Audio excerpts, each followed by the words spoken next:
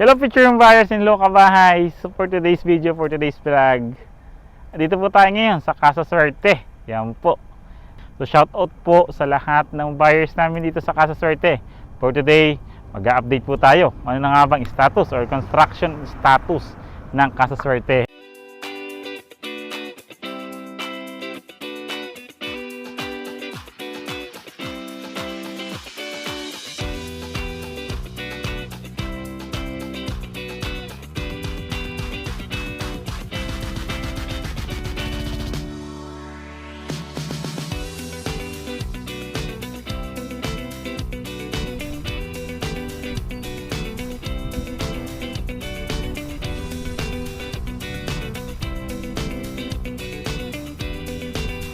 Makikita nyo naman, di ba, ayun na, tapos na yung kalsada natin dito from block 7 to block 10. Ayun na po yung status natin, tapos na po yung kalsada natin. Syempre, ano bang meron pag natatapos na yung kalsada? Syempre sunod itatayo natin yung mga unit, mga kabahay, di ba?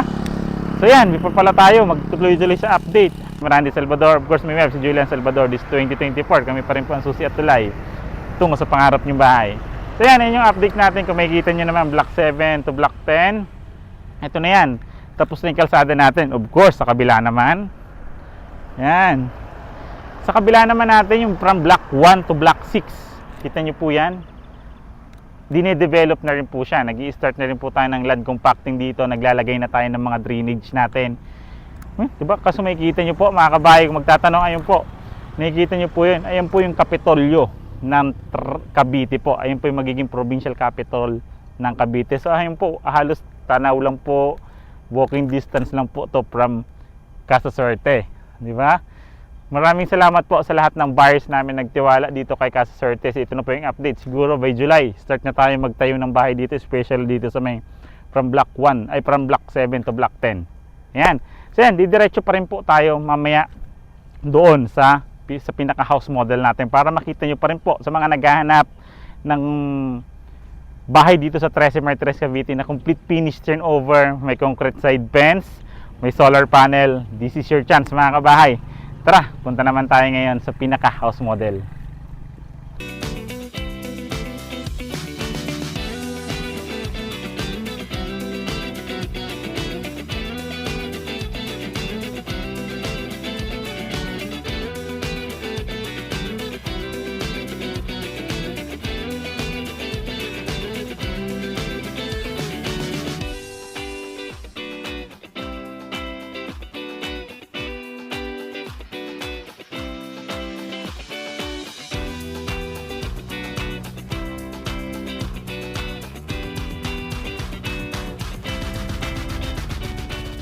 So yan, mga future home buyers, so nakita na nga natin yung site update natin dito sa Casa Suerte nga po. So ngayon, papasok naman tayo sa mismo actual turnover na modulos at the same time sa mga naghahanap pa rin po ng may solar panel dito sa 13 Martires Cavite na complete finish to story townhouse. Dito po yun. Tara po, house tour tayo. So yan yung house area nga ng featured natin dito, which is si Camila model, is meron po siyang house area na 50 square meter and the lot area naman po is 50 per square meter. Included na nga dito yung concrete fence natin pero hindi pa siya ganun kataas. Per steel gate, hindi pa po siya ganun, di pa po siya kasama. So yung kagandahan nga dito with solar panel po dito turnover natin and complete finish turnover. Tara, pasukin natin actual turnover. So yan, 50 per square meter nga ang lot area natin dito. Kaya kung makikita nyo naman, may parking space po tayo. May provision tayo for parking space. Ito naman po yung sinasabi kong included na po during the turnover. Itong concrete fence natin na to. Tanggalin lang po natin yung bakal. Pero yung mga concrete fence natin, kasama po yan sa turnover. Di ba? Imagine, ganito kalaki yung magiging parking lot natin, di ba? Lawak. Sige, sukatin nga natin kung ano kalawak itong magiging parking space natin dito sa harap para makita nyo po kung kasya po yung sasakyan natin dito. Ayan, sukatin natin.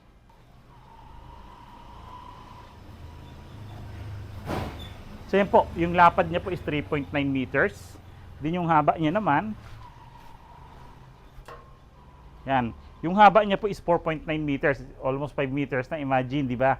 Ganyang kalaki magiging parking space or parking area natin dito sa harapan. Kaya kung may mga sasakyan tayo perfect po sa inyo to. Dito po yun sa 13 Martires, Cavite po. Located to si Casa Suerte. Tara po, pasukin natin yung loob, which is actual turnover na. Ito nga po palang kulay natin, kung makikita nyo, ito na rin yung turnover natin outside. Kasi may mga old videos po nito na kulay pula something. Ngayon, kulay brown po talaga yung choco brown turnover natin and white. Included na po tong ilaw natin sa labas. Tara po. Yan. Siyempre dahil complete finish turnover nga ito na po yung mismong turnover natin. 60 by 60 granite tiles. And kagandahan nga niya, kung makikita nyo naman yung ceiling natin, naka-cob lights na po siya. Meron cob ceiling, di ba? May mga cob ceiling na po tayo rito. Then may mga nakalagay na rin tayong mga pin light sa turnover natin, di ba? Cob ceiling, then meron tayong 4 na pin lights. Yan. Sa turnover natin, kung makikita nyo, ito is a metal flush door po yung turnover natin dito. Then kung makikita nyo, ito nga po, yung solar panel natin dito na kasama during the turnover. Ayan po yan. So ito yung monitor natin for the solar panel. Kasama po yan during the turnover natin. Di ba ang ganda? Kasi malaki yung matitipid natin dito sa Camila model. Kasi meron na siyang solar panel during turnover. Di ba? Ang laking tulong sa araw-araw nating konsumo sa kuryente. Kung sa Naik meron din po tayo dito sa 13 Martires, Cavite. Di ba? Ang ganda. Yan, pagpasok natin, living area and let's say, doon natin dining area, di ba? Ang ganda. Yung lapad niya naman, yan, 3.8 meters yung lapad ng bahay. Yung haba niya po is 5.3 meters. Ang laki, di ba? Ang ganda, mataas po yung ceiling niya. At the same time, paglipat niyo, may pin lights at cob ceiling na po siya. Outlet natin, 1, 2, 3, 4, 5 outlets dito sa baba. Once i-turn over sa atin, di ba? Then, dito naman po located yung ating kitchen countertop, which is granite na rin po yan. Stainless sink, faucet, and aluminum po yan. Yung door natin dito, yung kagandahan, di ba? Ng base cabinet natin. Then, dito meron tayong source of ventilation po natin dito na awning type window. Dalawa pong awning type window ito. Yan. Di ba? Ang ganda. Then, pasok tayo dito sa may service area pa po tayo. So, makikita nyo ito, metal flush door din po yan. Turnover natin dito. So, ito yung service area natin dito sa labas. Ang service area po natin, hindi po hanggang dito Kasi perimeter siya ni community. Ito hanggang dito po, yung ating pinaka-service area. Yung lapad niya po, 2.3 meters yung lapad. Yung haba niya naman, 2 meters po. Ayan po yung ganyang kalaki pa po yung pwede natin gawing service area or laundry area. Then kung makikita nyo rito, meron na tayong weatherproof na outlet po. Yan po. Then meron na rin tayong nakaabang na faucet. Then sa pintana natin, may nakatapat tayo po tayong awning dito para hindi siya madaling mabasa yung bahay natin sa splash ng ulan. Tara po. Yan. Kasi sa magaganda to kasi kung makikita yung mga ginamit dito sa footstep natin, as in talagang solid na wood planks po ang ginamit natin dito. Railings natin, kung makikita nyo naman, napakatibay. Tubular po yan. Then footstep natin is solid na wood planks. Then wooden po yung pinakakaha ng bahay, ay ng hagdanan natin. Then pagkakit natin dito, ito yung isa sa mga gagandahan dito kasi maganda po yung entrada ng hagdanan natin. So before tayo makyat, sa toilet muna tayo. Yan. Then, pintuan natin kulay brown, pero plastic po ito. Plastic PVC po yung pintuan natin. Isa ito sa maganda dito sa toilet natin. Imagine, bihira tayo makakita ng 2-story townhouse or townhouse po na ganito yung price pero pumaintain yung mga turnover ng ating mga water closet. Dual plus step na water closet and maganda na po yung yung design niya. Then, yung shower area niya, bukod siya dito sa ating toilet, makikita nyo naman yung wall tiles natin. Pang shower po talaga yan. Bihira din po tayo makikita ng ganito. Then complete toilet pictures turn over na siya from shower head, water closet, may bidet pa, di ba? Then lavatory with pedestal during the turnover. May ventilation din po tayo rito sa toilet natin. Yan, di ba? Nakakasingaw pa rin po yung toilet, mataas yung ceiling. Yung lapad niya po, ito po yung lapad niya is 1.3 meters po yung lapad. Yung haba niya naman po is 1.8 meters. So malaki din po yung toilet natin dito. Then mataas po ang ating ceiling. Yan. Proceed tayo sa second floor. Sa second floor naman natin, ito po yan. So, hindi natin nasukat yung ating mga bintana kung ganun ba kalalaki. 80 cm po yung hagdanan natin. Ngayon, sukatin natin yung bintana sa harapan kasi hindi ko siya nasukat. Kung standard ba siya.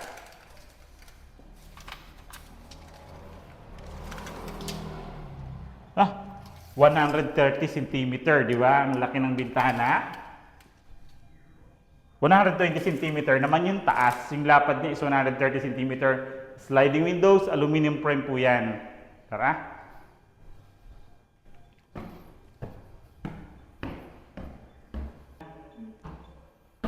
So ayan, dito naman mga kabahay, may 2 bedrooms po tayo dito sa second floor. Turnover natin is vinyl. Ganda. So this is our first bedroom. Ito yung first bedroom natin. Ang laki ng master's bedroom. Actually, kaya nyo pa itong hatiin para maging 3 bedroom. Kasama na po to. Pag turnover sa inyo, ganito na po yung gawa ng bahay nyo. Yan. Yung haba niya po is 3.8 meters. Yung lapad niya naman po is 3 meters. Ba? Ang lapad. Naka-hard deflex na yung ceiling. Bintana natin dito dalawa na awning type window. Yan. May provision na rin tayo ng outlet dito. Naka-installed po. Then yung outlet natin sa room na to is dalawa po. Yan. Then isa pa pong awning type window rito. Balit at 4 na awning type window po nandito nakakasa. Ganda. Ang lapad ng ating bedroom. Queen size, king size, kasya. Tapos may office pa tayo rito sa kabila. Tara po.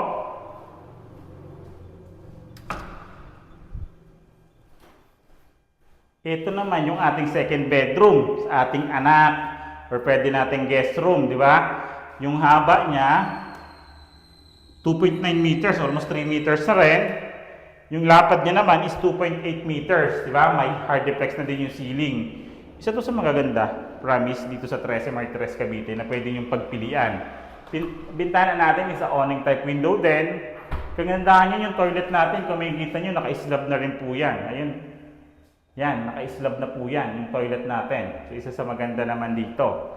Ngayon, check naman natin yung dress-up unit. Naglagay ng kaunting appliances, furnitures para mas makita po natin. Tara po.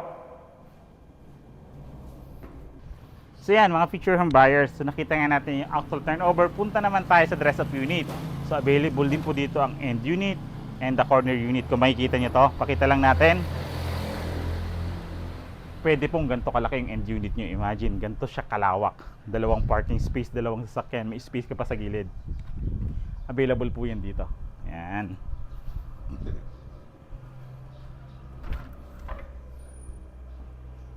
So yan, this is our dress-up unit. Sige, pasok ka, misis. Yan, di ba? Yan, ito mo. Yung sinasabi ko, mga kabahay, yung cob ceiling natin, di ba? Nag-cob ceiling na tayo. Meron na tayong naka-installed na rin ng mga pin lights. You know, di ba? Papalitan nyo na lang siya kung gusto yung tricolor kasi hindi siya tricolor eh. Yung puting ilaw lang yung naka-installed. Pag end unit po, may bintana sa gilid. Pag inner unit, bintana harap at likod. Ito na po yung dress up. Naglagay tayong maliit na sala set. Di ba? Then, naglagay tayong 4-seaters na dining. Ganda. Okay ito mga kabahay. Dito naman sa kitchen countertop, kung makikita nyo nasa labas yung kitchen countertop dito sa dress-up unit. Yan po. Diba? Wala naman tayong binago rito. Same pa rin naman po. Makikita natin sa taas. Sa toilet natin, almost wala rin naman tayong binago. Same pa rin naman po dito sa dress-up unit natin.